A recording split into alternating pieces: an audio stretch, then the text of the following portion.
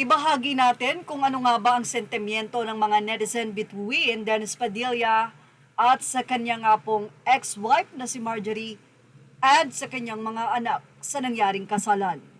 Say ng isang netizen na si Enay Torres, kung tutuusin daw, kayo ang naglagay sa kahihiyan ng pamilya nyo. Yun pala, ganyang landi ang gagawin nyo sa tatay nyo, dapat sa una pa lang, hindi nyo na inimbita. Siyempre, inasahan ni Dennis yung papel niya bilang ama. Hindi naman nangyari at siguro, isip din ng tatay nyo, ang lahat ay okay na at napatawad nyo. Yun pala, in-invite nyo lang para ipahiya sa lahat. So, sino ang kahiya-hiya sa inyong lahat na alam nyo namang ang mapapangasawa ng kapatid nyo ay galing sa buena pamilya at mga respetado? Sino man ang isang netizen mula kay Gloria Long? Sa mga nababasa ko, matagal nang nagre-reach out sa inyo ang tatay nyo, pero parang hindi nyo pinapansin.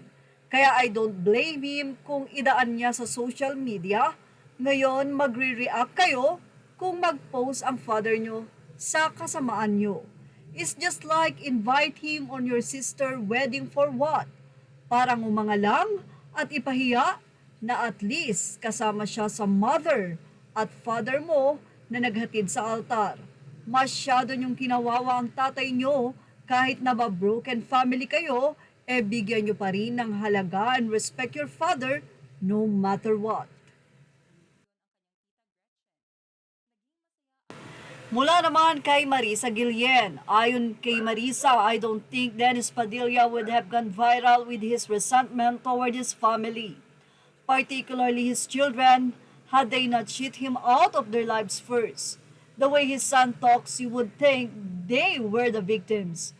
But all I see is a father who wants to continue to remain in the lives of his children even when they have become adults. Also, if he was offended by his father's resorting to social media to air his sentiments, why did he post this letter on social media also? Why didn't he just send his father a PM? This just looks like a face-saving gimmick.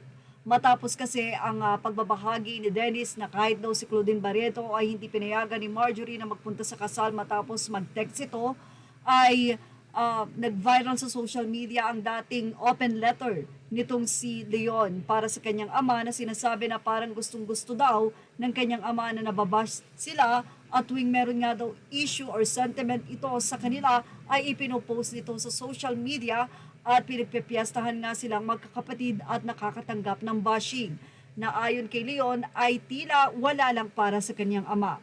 Pagtatanggol naman ng ilang netizen, ipinopost na ni Dennis Padilla sa social media ang kanyang sentiment dahil in private ay hindi naman nila pinapansin ang kanilang ama at wala itong nakukuhang response. Ngayon ngang maayos na sila ay hindi naman nakatanggap ng maayos na trato si Dennis sa wedding ni Claudia na kung saan kahit daw beso-beso nung dumating sila ay walang lumapit sa kanyang anak. Nalulungkot si Dennis dahil ito'y nasaksihan ng kanilang lola o ng ina ni Dennis Padilla. Ang walang respetong mga anak at apo. Well, ano masasay nyo dito? Ilagay na ang inyong opinion sa ating comment section. Images are all credit to the rightful owners. Thank you for watching. Showbiz Now.